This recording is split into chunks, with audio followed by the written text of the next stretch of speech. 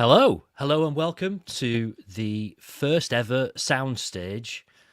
Excited, nervous. I've trimmed my beard just for this occasion. I think that kind of says it all, doesn't it? Welcome along. My name's James Marriott. I'm the founder of Sound Media, where we help people to unlock the power of podcasting. How I like to describe that is I help people to make kick-ass podcasts from concept to content. I call myself a podcast strategist. Basically, look, I help people to make podcasts, but not just the functional side of it, not just the tech stuff, not just the equipment and the behind the scenes stuff. I help people to strategize and to conceptualize, I think that's a word, so that their content doesn't just join what I call the noise of podcasting. It really cuts above it, cuts above all the noise that's out there. It really gets them noticed and it engages with people. I'm saying all this. This isn't designed to be a pitch for me. Soundstage is about unlocking expert knowledge from some expert guests. I initially described that as unlock expert guests, but I thought that had kind of like Fritzl vibes to it, so decided not to use that terminology in the end. Ultimately, look, this is a platform for us all to kind of learn some interesting new stuff, maybe gain a few new skills, get thinking about some new ideas or things that we can implement into our businesses, or even, this sounds very dramatic, even our lives as, we kind of grow and develop. So the idea is that Soundstage will be every month, possibly with a summer holiday, yet to decide about that. Summer still feels a way off, doesn't it? And other clocks go forward next weekend, so actually it's hot on our heels. Each time we're going to have a guest who's going to bring a ton of knowledge. Really, I'm going to ask questions, but we can all ask questions. That's the point of this. That's kind of like what this is all about, is an opportunity for us all to get involved and all ask questions. As you'd probably expect with what I've just said, look, there is a little bit of a podcast slant to this at times.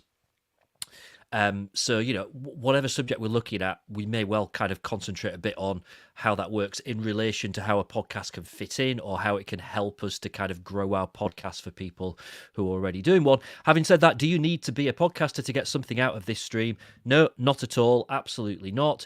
Do I kind of hope that everyone will be inspired to at least consider starting podcasting? Yeah, kind of do. There will also be a podcast version of this stream as well. You may well be listening to that. So we're currently live, hopefully, I think, on LinkedIn, on YouTube, and I think Facebook as well. People still use Facebook, don't they? So if you are here for the live stream, then hello. The comment box on whatever the platform that you're on is your friend. That is your opportunity to get involved. I've kind of been at pains while I've been arranging this to emphasize the point that this is not a webinar, right? It's a live stream. It's supposed to be a bit more relaxed. It's supposed to be conversational, and it's supposed to be interactive. So if you've got questions, ask them, stick them in the comment box. If you agree with what we're talking about, then tell us. If you disagree with what you're talking about, probably even more importantly than if you agree, then definitely tell us. All comments are very much welcome. And in fact, let's kind of try that out a little bit now. So if you are on the live stream with us, please comment in the box on whatever platform you're on. Tell us who you are, where you are, say hello, and we'd love to do a few quick shout outs. If you are watching a replay of this stream, then hello, please don't comment because we won't mention you. And if you are listening to the podcast, equally, hello and welcome along. You will be delighted to hear that this is not going to be 40 or 50 odd minutes of me just rambling on like I have been, because we do have an expert guest. Let's get him on. Let's add him onto the soundstage. So please welcome Robbie McGregor, who is MD of MyBrightside. Hi, Robbie. Welcome along. Hey, James. How you doing, mate? Yeah, good. Nice to have you here. I notice you've dressed for the occasion. I definitely haven't. Although I must say your beard is much more on point than mine today, that's for sure. And I've got hat envy as well. So, James, massive props to you, mate. Really looking great. Well, thank you for joining us. Welcome along. we are talking, as you can see here from the subject title on the screen, using podcasts to generate leads. We thought for the first one we'd do a nice, small, easy topic. So lead generation. Really, dead simple, straightforward. It is obviously, it's a huge topic, and I think, regardless of where anyone is in whatever industry their business is, whatever they're doing, lead generation just kind of feels like it's so relevant to everyone. It felt like a really natural thing to cover on the first one of these streams. So I've got a load of questions that I'm going to fire at you. I'm hoping that we're going to have some questions from people as well. First of all, do you want to kind of do a little bit of intro to yourself for anyone that doesn't know who you are, and tell us a little bit about MyBrightside? Of course, James. Hi everybody. Good to see you all. I'm seeing the comments firing in already, so please don't heckle me. It's my first live stream, which James has coerced me into through our various endeavours. But yeah, so I'm the managing director of Brightside. We trade as MyBrightside. We're a specialist lead generation agency, operating in predominantly the financial, fintech space, SaaS companies, and then environmental tech as well. So quite niche, or incredibly niche. We use various methods, as I'm sure we'll touch on today, to generate our clients business-to-business leads. Predominantly, it's high-quality leads. So major retailers, major banks, and also kind of UK-based SMEs as well. We are now operating in the US as well, which is exciting. Yeah, we're the guys that come and get involved where teams are struggling to generate leads, essentially. Which if somebody did tell me, James, this is quite interesting. That when you think about it, a business is normally got two problems, right? Not enough revenue or too much cost. Okay, we all know what we've got to do about costs, but with revenue, the key strangulation point normally of revenue is not enough high quality leads for the salespeople to go in and convert. So that's where we tend to step in and apply our expertise. I think you've done a good job there of backing up what I said about just how big a subject area this is, because it's just so important, isn't it? And really interesting hearing what you said there. There's so much for us to dive into. I did say if you're watching the live stream, please say hello. I didn't really expect anyone to do it, if I'm perfectly honest. We've got loads of people that have said hi, so I'm not quite sure who this is. It's not come up with your name, but hello to whoever you are. Hi to Matthew Davies. Both looking on point. I think that's definitely true for one of our cases, and that's not me. We've got Kevin, who has joined us. Thank you for joining, Kevin. James, who's one of your colleagues, Robbie, who says, "Hey, is that how the cool kids speak these days?" I guess it is. He's creative. James, just let him do his thing. Yeah.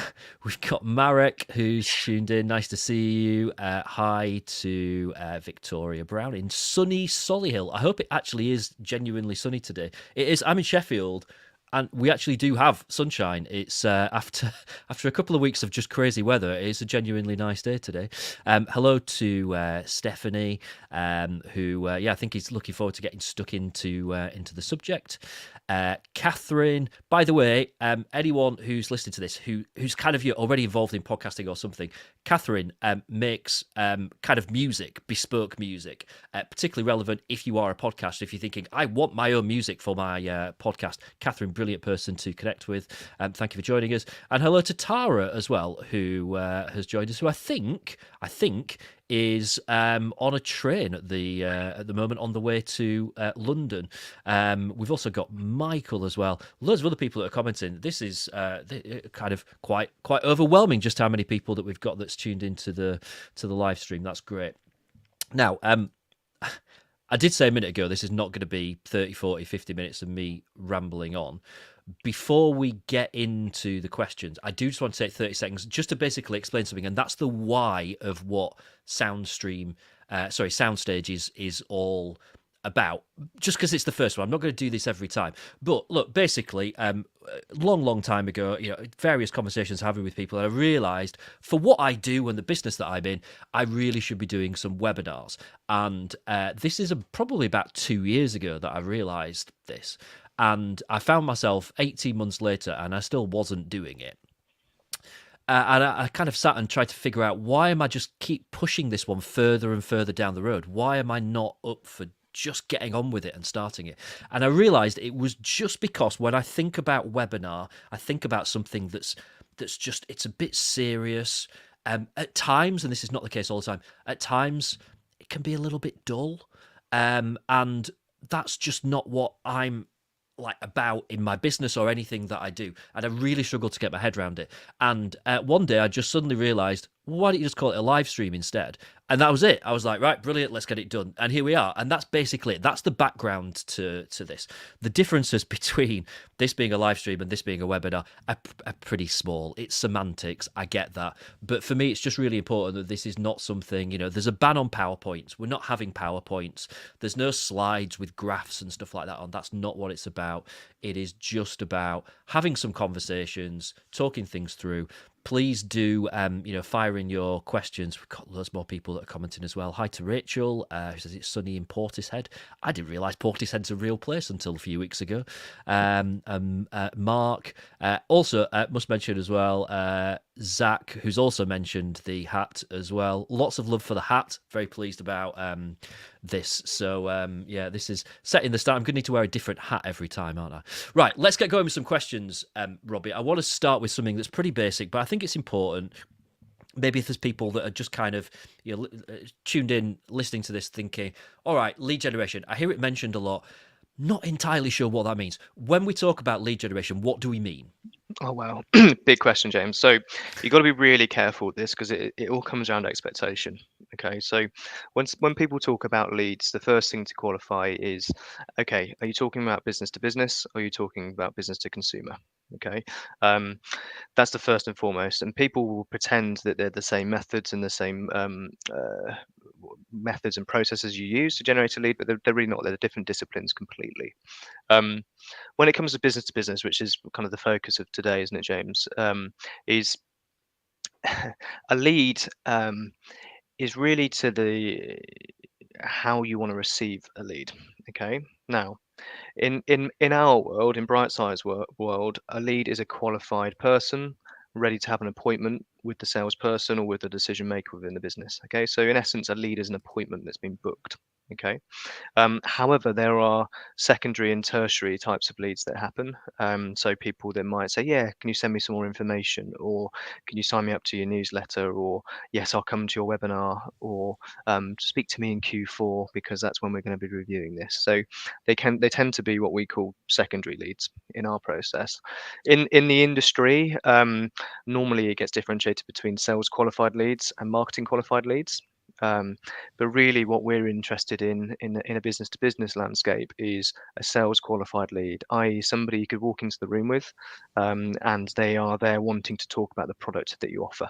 Okay, so a good lead generation method and team will be presenting meetings in the diary with people that have the ability to buy what you want and are interested in buying what you want, rather than presenting you with people who've just kind of signed up and suggested that they might want to find out some more information. Does that make sense? It does. It does. Yeah. Okay. Okay.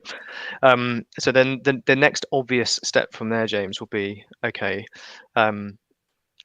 how do we define that? How do you define what a lead is in terms of a sales qualified lead? If someone's in a meeting with you, how do you know that they are a quality lead to deal with? Okay. And that all starts with profiling, essentially. So I'm sure most of the listeners will have heard about your ideal customer profile. We would call it an ICP.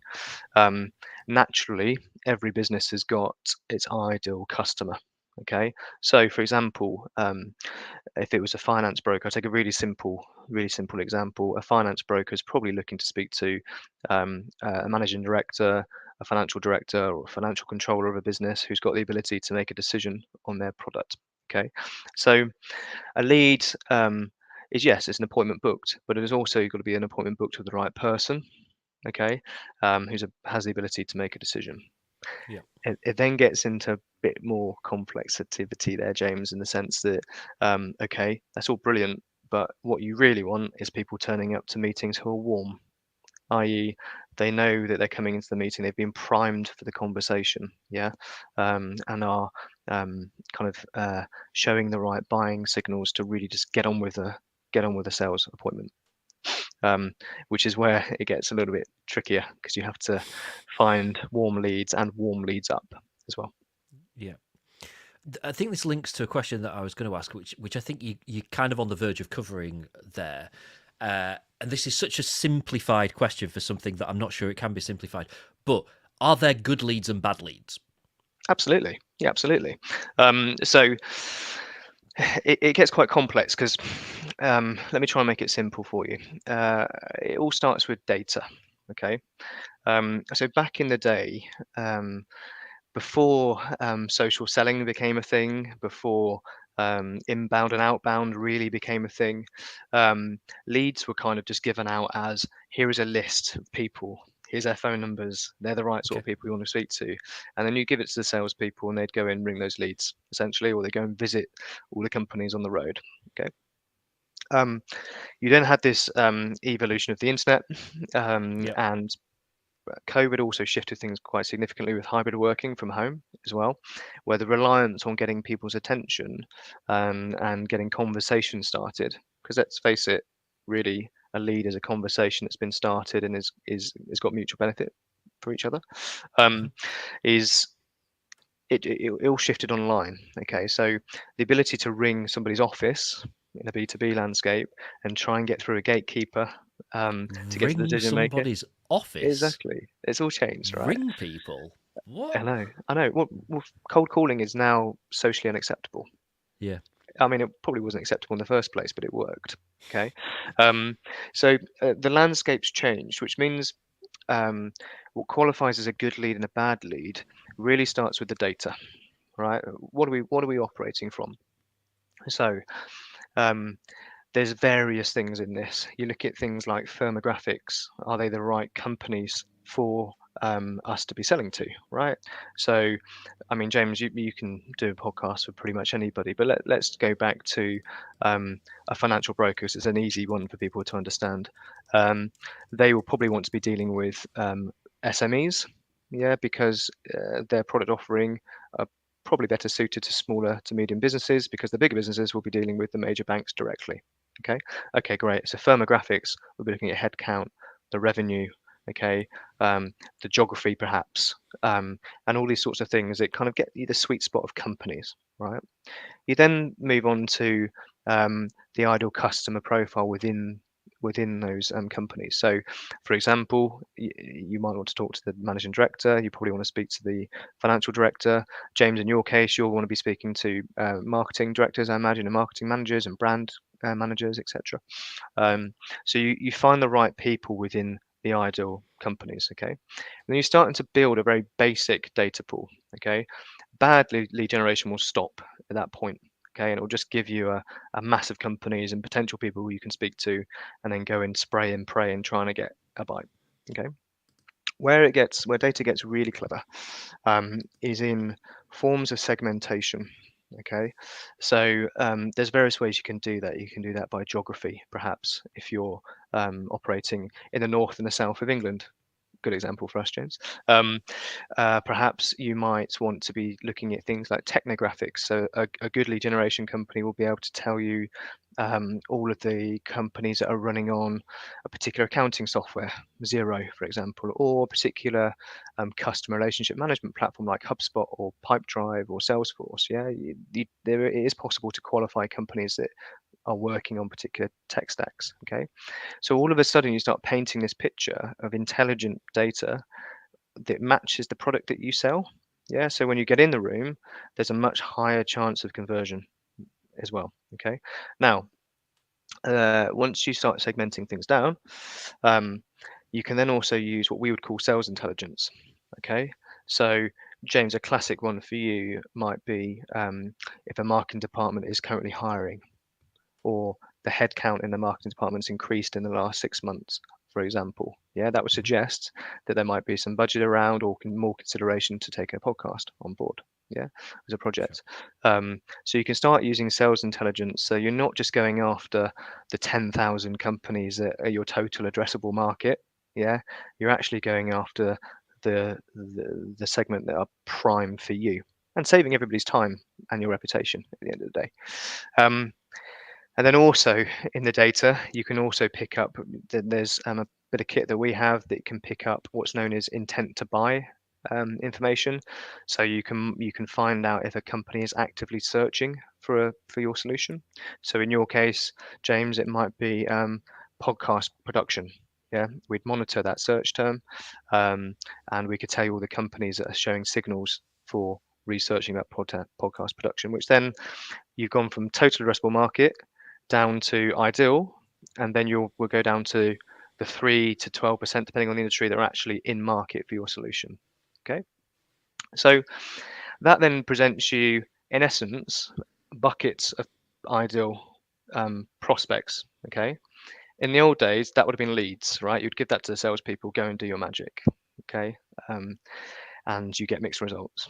Now, a lead will be somebody who has gone through that process, but has also had some form of intelligent capturing, i.e., getting their attention. Yeah, the conversation's been started and they've agreed to an appointment. Yeah, so if somebody's gone through all of that process and they've been warmed properly in terms Mhm. of they've held their hand up and go, yeah, actually, that sounds really interesting. Let's have a chat, James, and have agreed to a meeting. That's a very high quality lead. Yeah, a very low quality lead would be somebody who's just filled in a form online with no context, and doesn't really know what they're turning up to the meeting for, if that makes sense, and might not have the ability to actually buy what you're offering. That was a Okay. long-winded question answer, wasn't it? No, I mean, it's interesting. There's so much to kind of pick apart. We've already got some questions that are coming in as well, which we'll go to in a bit. If there is anything that you want to ask Robbie, or agree with, disagree with, then by all means do use the comments. I mean, what I'm interested in there is what kind of taking all that stuff together, and I kind of think, gosh, it sounds really complicated. If we want to kind of break that down, and what I'm particularly thinking here is, if you run a business and you've got a sales team and you've got a marketing team and you can kind of join all that stuff together, that's one thing. I think there'll be a lot of people who are watching this who are, I'm going to kind of use the phrase, one man, one person bands, kind of like solopreneurs, very kind of small scale. And for them, some of that stuff is just not possible. And I mean, I guess I'm kind of leading towards this idea of, well, where do you fit into it? And there are obviously other people as well that do a similar sort of thing to you. But how do we make this work from a practical point of view with limited resources, limited time, and just a lot of challenges to enable us to, the idea of thinking we could spend all day finding leads, kind of refining those to the good leads, warming them up. It's just not practical for a lot of people. How does that work? Okay, so you touched on something there. It's all about time, essentially. It's all about time. Um, and I'm not being naive in the sense that cost matters, and we're in a challenging world at the moment in terms of cost structures, etc. But ultimately, for solo entrepreneurs or kind of 2-3 people teams, and also it also applies to kind of startups who've got great products and big tech teams but very small sales resource. Yeah, it all comes down to time and where people are best deployed, right? So James, in your case, you're best deployed personally as somebody, you're either recording something like this or you're chatting to people about recording something like this, essentially, right? Hmm. That is where you're best spent, because you're the expert, and one of the leading experts in the country at it. Why would you spend time trying to get people to come in the room with you? Your time is best spent doing that. Okay, same applies for an accountant or a loan broker, or the lady earlier on, was it Claire who does the music, right? That's the best Catherine, thing yeah. for her. Catherine, sorry, Catherine. That does the music, is she's best spent talking about those topics, right? Not doing all the prospecting exercise. Now the reality is, in lead generation, you have to create a funnel for yourself. Okay, you've got to get people in the top coming through this warm-up process to agree to a meeting. Okay, and that takes time and expertise. So where a company like Brightside slot in, is they should be operating as your best business development person, essentially. Yeah, and they should be doing it at a fraction of the cost of you having to employ somebody to do that. But they should also be doing it consistently, yeah, through their methods, and they should also be reporting into you with an account manager or somebody like that who really understands what you want and what you need. Okay, so it's a classic case of outsourcing a business problem that you just don't have time to do to an expert team that does it day in, day out, and can deliver it consistently for you. The problem you have with lead generation and business development, I'm going to be careful what I say here, because I'm sure there's business development people listening, but you have, as a business owner or somebody who's tasked with generating leads, you have issues in the sense of you have the human factor, right? You're getting pulled from pillar to post. We've all been there, right? We've got this webinar to record, okay? That becomes your priority. So all of a sudden, you haven't done any lead generation or new business activity for 3 days. You're taking your finger off the pulse because you've been busy running the business and doing what you're good at. Yeah. So you have the human element there. In somebody who's targeted with actually creating leads or creating a business, unfortunately, people are human and they get tired and they get despondent and they get fed up of hearing no all the time. Yeah, that's all part of getting new business. So you have that human element as well. Okay.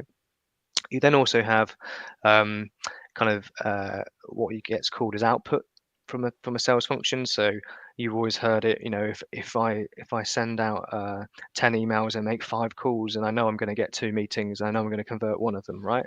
That's all this funnel being built, and so there's a lot of activity that needs to happen to get to that appointment.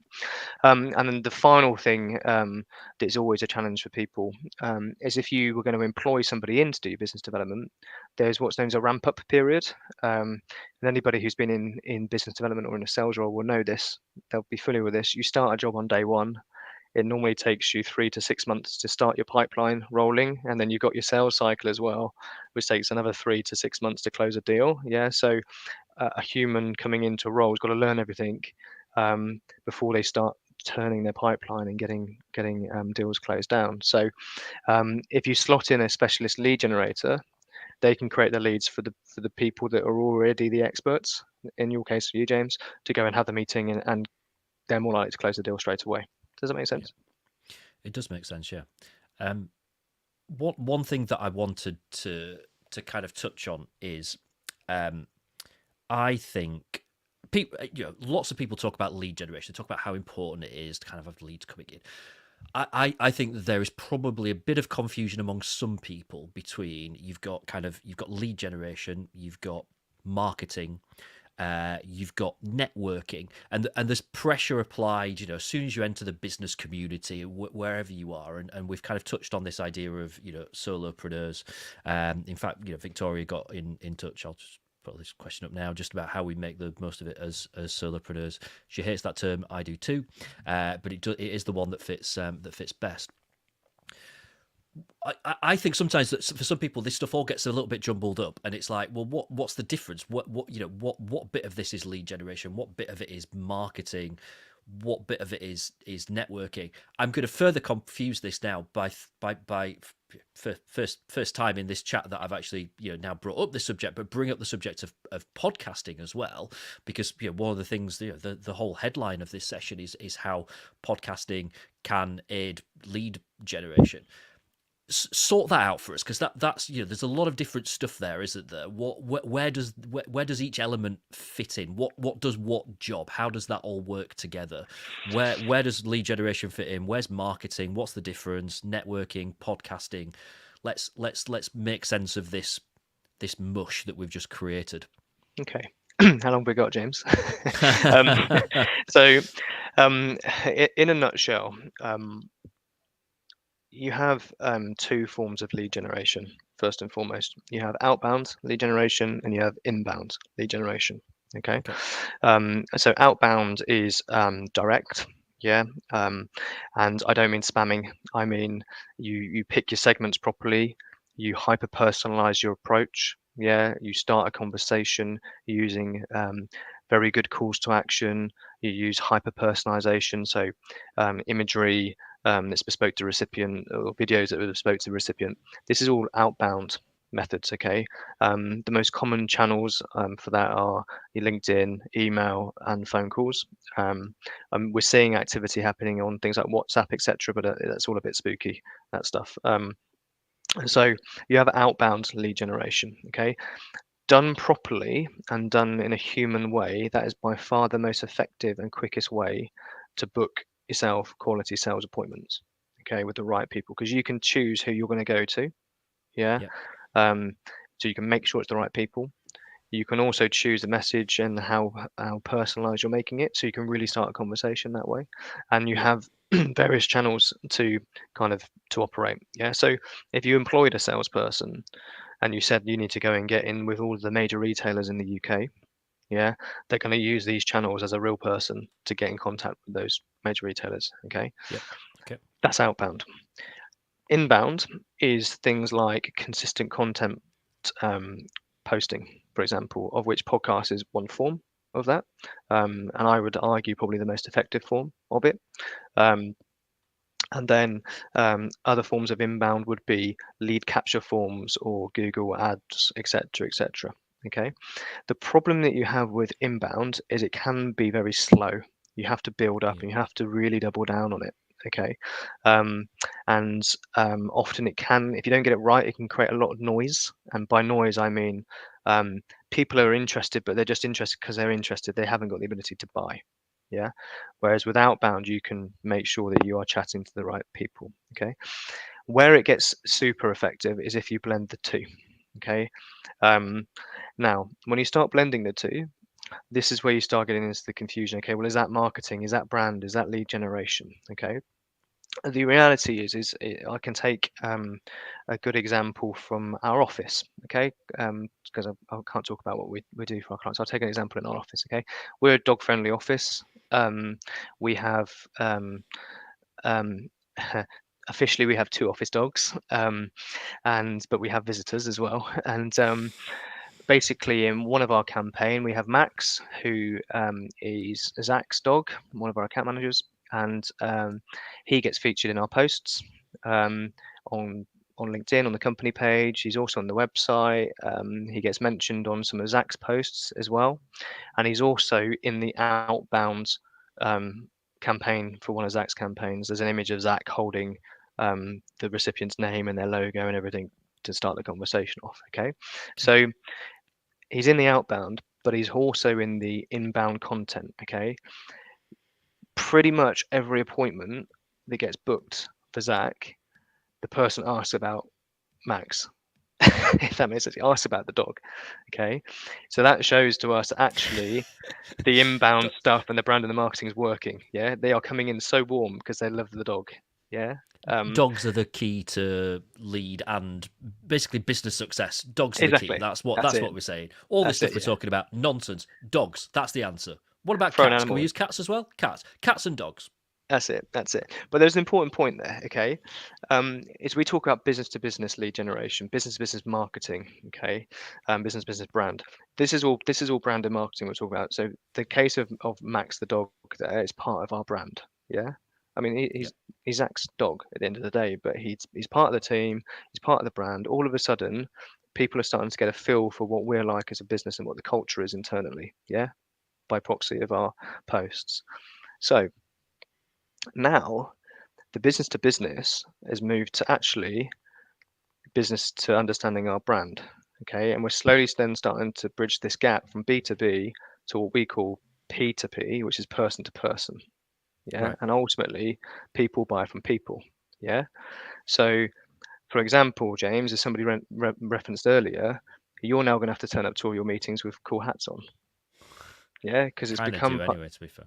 well, you do. That's true, actually.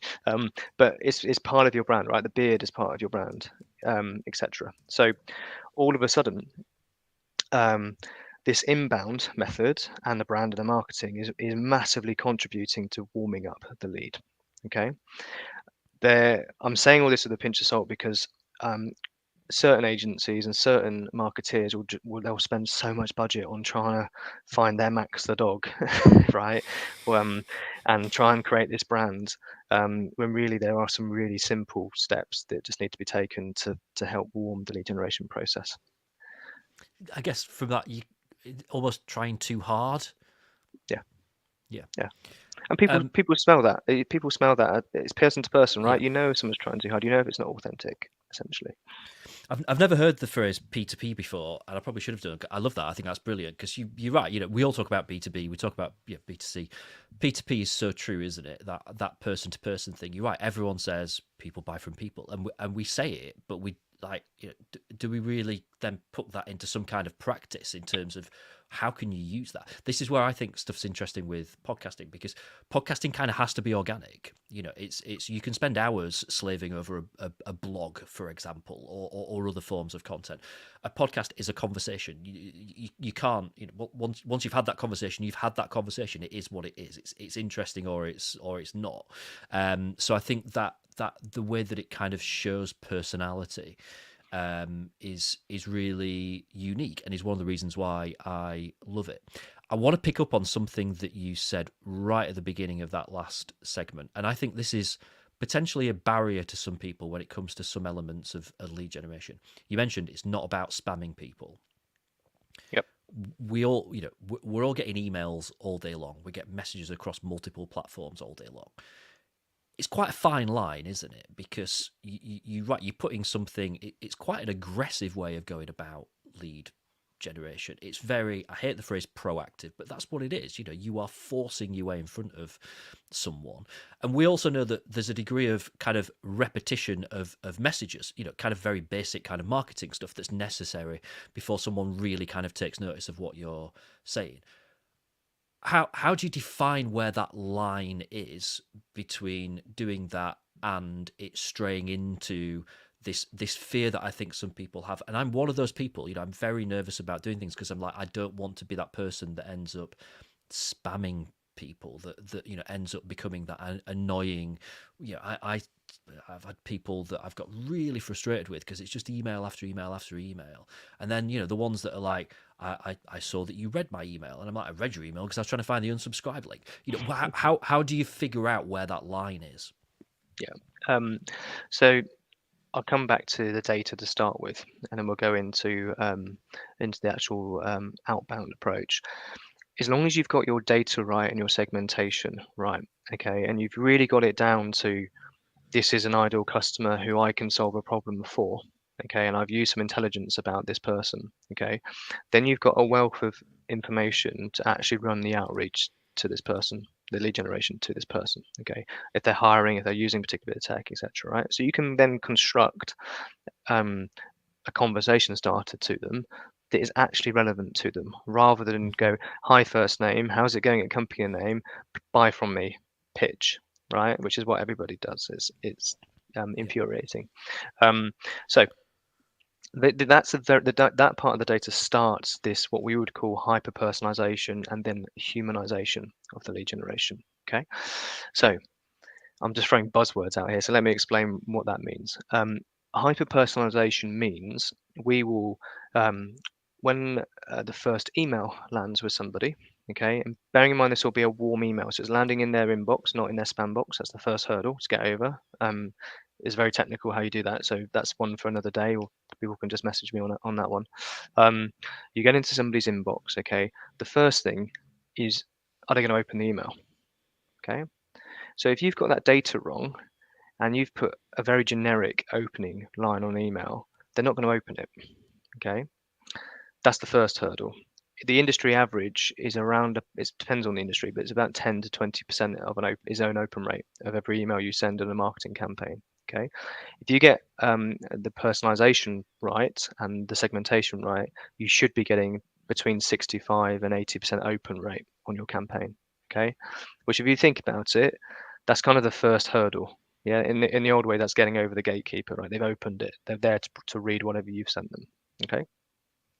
Then you've got to, when they open up that email, it's got to be personalized to that person and what they care about. Yeah, you've got to start building a relationship. Coming back to P2P. Okay, so for example, through our methods, we might say, if I was targeting myself, and let me say I'm targeting you, James, okay, and for a client, they'd say, hey, James, saw you had your webinar, sounded great. I've got something to chat to you about. By the way, love the hat. Okay, Yeah. so it's Yeah. building a relationship there on the email platform. No pitch. We're just starting to build the relationship. Okay. And then what would a world-class salesperson do? They then go to another channel as well to try and get this person's attention. So they would connect with them on LinkedIn. Yeah. Yeah. And as long as if it's somebody who can buy from you and your shop window, your profile is clear that what you do and how you do it, yeah. If they've got interest and they see there's mutual, they will connect with you.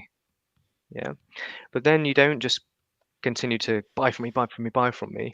Then present them with something of value in the messaging. Hmm. Yeah, maybe send them an attachment or a personalized photo or a personalized image, which then gets the conversation started and is relevant to them. Okay, so it's got to come across humanized. It's got to come across that you've really researched this person and you believe you can solve a problem for them rather than they can buy from you because that solves a problem for you inherently. Yeah, Yeah. and there's other things that you could do. You can use icebreakers. There might be an industry related joke to show you get what they're on about. There's the obvious things like having a really clear call to action, or a very clear question that you're asking them that you want to understand before you even try and pitch them. Yeah. Yeah. So an obvious one for us we would say, have you got capacity for new business at the moment? Yeah. That gives them the option to say yes or no. If they say yes, fantastic. Let us tell you how we might be able to help you on that. Yeah. Um, Yeah. so it's all about being personalized, essentially, and it's got to come across um, in a P2P way. Okay. I want to probe a little bit more just on the podcast side of things. Going to do that in a second. We've had some interesting questions actually that have come in. So first of all, from Matthew, he sent this right at the beginning when we first started talking. So Matthew says, I found the difference between a marketing qualified lead and a sales qualified lead are vastly different. Sales leads tend to be built of a firm demand. How do we change the corporate mindset that says we need thousands of leads to be successful, where 10 properly qualified leads would result in the same revenue? Great question. Robbie, over to you. You need to get them to come and speak to us. No, so it's a great question, Mr. Davies. So, quite simply, you got to show the return on investment, right? You got to show the close rate on those 10 properly qualified leads versus thousands, right? And again, it all comes back down to time, right? Matt, I'm going to assume that your sales role might be a bit technical or might be more consultative, because if you want 10 qualified leads, then they're clearly going to be bigger value for you. You haven't got the ability to go and service 1,000 leads. That a lot of it is noise. Yeah. So 10 properly qualified leads is the key there. Now, how do we change the corporate mindset? It comes down to effectiveness. Essentially, it comes down to results, and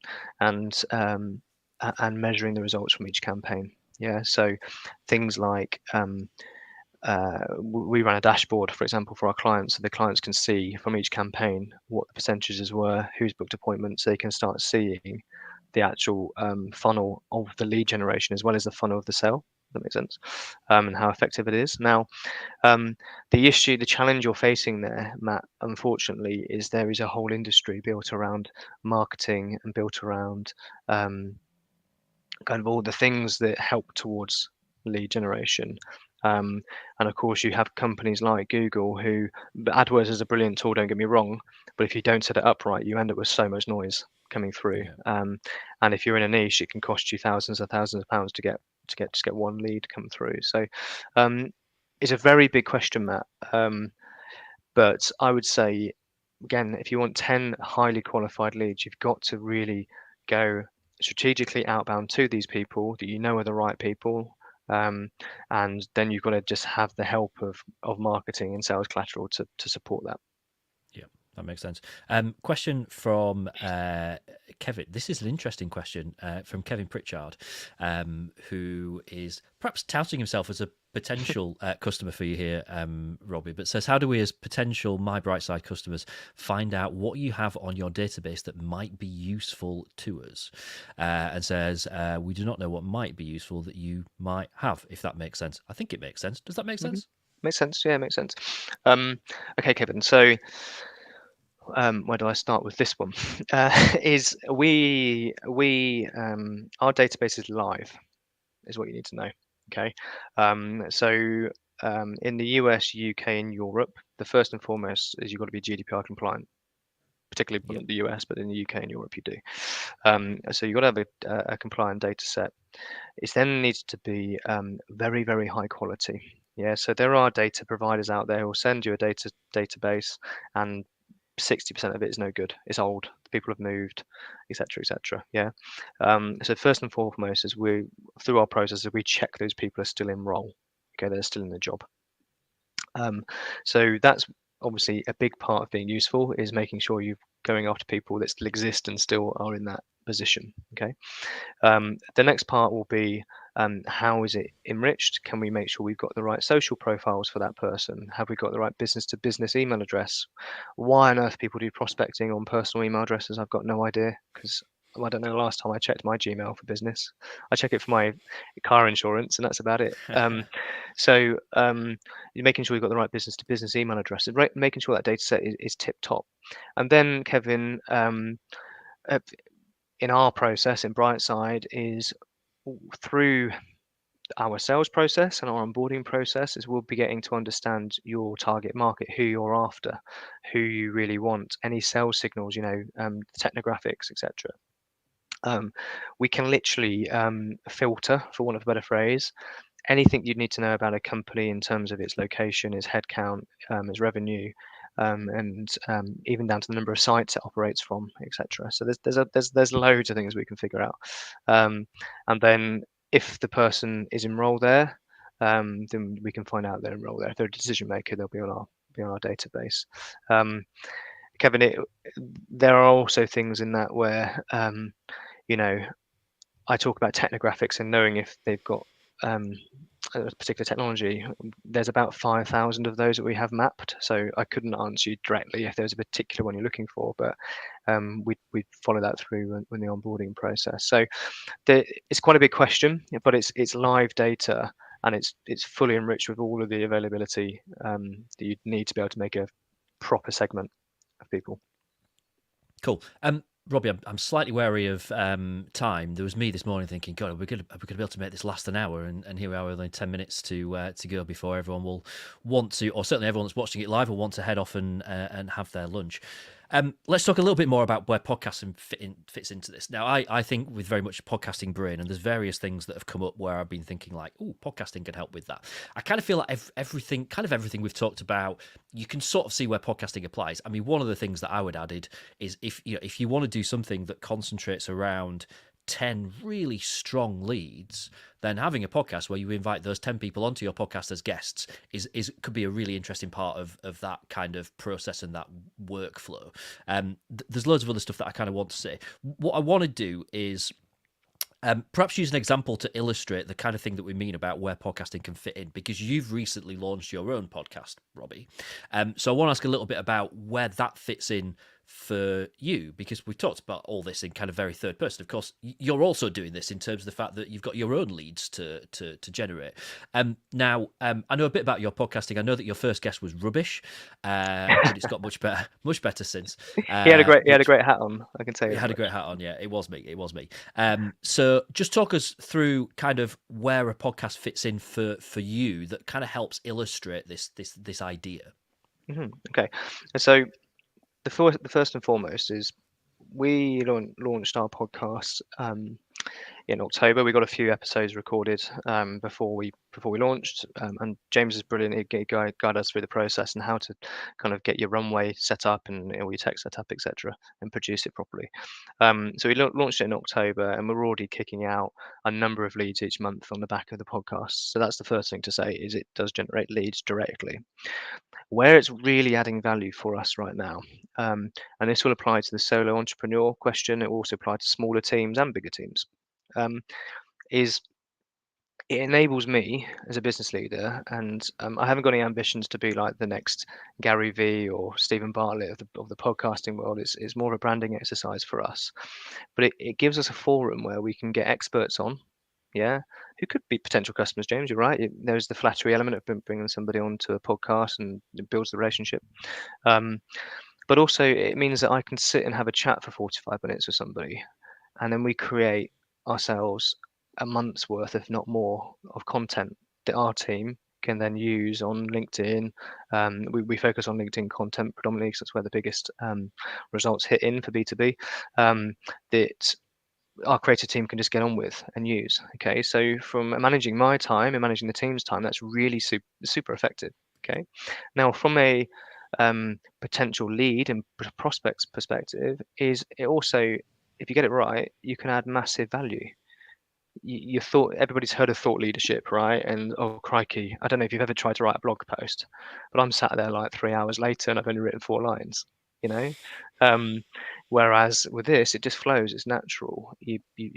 People either resonate with you or they don't, and that's a big decision in business, right? So it gives you the forum to really put down some thought leadership, and for people to also get to know you and know what the business is about, and get a real feel for it. Okay, so I'll give you an example. Is there was our third podcast dropped in January. The guys did some trails on it last week.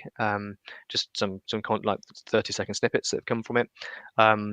One of the posts got next to 10,000 impressions, so eyeballs on the post, which is great, and loads of comments on it. And all of a sudden, I'm getting 3 or 4 messages into my inbox saying they loved the podcast. 2 of which were people who were already in our pipeline. One of which I've not met, but one of our salespeople is dealing with at the moment. So for me, that whilst there's been a couple of leads generated, it's also helped along the process with the branding and the marketing and people buying into us as a business. It's just a natural way to do it, basically, James. Okay. If people want to find out more about you and what you guys do, if people want to listen to your podcast, if people want to get in touch, want to have a chat with you, how do they do that? I'd say the easiest way to have a chat with me would be on LinkedIn. You can find me, Robbie McGregor, and MyBrightside. You'll find us quite easily. Podcast is on all of the major channels, Apple Music and Spotify. So that's available there. I'd say that's the best way to get a flavour for us. You can have a little Google of us as well and check out the website. But just reach out on LinkedIn. I'm quite sociable. Just reach out on LinkedIn is the best way, James. Brilliant. Cool. I'm going to start wrapping things up now because I realise that we are fast approaching midday. Obviously, there is a podcast version of this as well. If you've tuned in for this one live and you're thinking might not be able to make future ones, then do head to your whatever podcast channel you use. You'll be able to find the show by searching for Soundstage. I keep getting the name of it wrong. That's really good branding, isn't it? Well done, James. Very good. You'll be able to subscribe and follow the podcast and get future episodes. We are going to be back next month with another Soundstage, and so next month is going to be all about building your personal brand, and where it would help if I used the right picture, wouldn't it? Where have I lost that one? There we go. Building your personal brand, where a podcast fits in. Tuesday the 18th of April. Actually going for afternoon next time, just playing around a little bit with when kind of works for the best time to do these things. So Nia Patel is going to be joining us. If you go onto LinkedIn and search for personal branding, Nia will probably be the top person that comes back in your results. I don't think there's anyone that knows more about this than Nia. So that's going to be really interesting. If you want to pop that into your diary, Tuesday the 18th of April. However you found out about this one, you will be able to go and sign up for the next one. So it is already live on LinkedIn as an event. If you go to Sound Media, I'll be posting it this afternoon from my account as well. If you signed up via Eventbrite, it's on there as well. You get the LinkedIn link. You also get the YouTube link as well. If you sign up via Eventbrite, find me on LinkedIn and I can kind of give you all those details as well. So that's Tuesday the 18th of April at 2:00 for the next one. A couple of things that I do just want to quickly mention. If today's inspired you to kind of take a bit of a look at the idea of podcasting, firstly, I am always up for a chat. Sound Media has a range of bespoke packages to help you get up and running. We also do one-off podcasts as well if you want to have a go at podcasting before you kind of commit to kind of launching your own podcast channel, kind of try it out without any of the commitment. 50% off if you mentioned Soundstage. So do get in touch and I can tell you more about that. If you want to contact me, by the way, James at wearesoundmedia.com is my email address. The other thing that I want to just mention, if you are chomping at the bit to get started, I am also running some group workshops. So I'm going to do this every month. Podcast launch workshops. The first one is actually next Tuesday. That's coming around very quickly, but also at the end of next month. So Tuesday the 25th of April. They're both at 1:00. I've put BST there. I don't know if that's right or not because the clock's changed next weekend. But anyway, 1:00 UK time. That's the important bit. So if you go onto Eventbrite, search for podcast launch workshop, you will find it. Or even easier, if you want to just get your phone and take a scan of this QR code, it will take you straight through to that page. If you want to find out more about those podcast launch workshops, then they're very intimate. It's capped at 5 person per workshop, so it's a little bit personalized. It's not quite as personalized as the bespoke work that we do, but yes. So find out more about that. I'm just going to quickly just go back to comments because we've had a few more comments. Hello to whoever's said that they've got to leave early, but they've enjoyed it. That's great. Sorry, it doesn't come up with your name. Thanks to Zach, who's been listening, to Emma, who says thank you, to Catherine, and to James. Thank you very much for tuning in.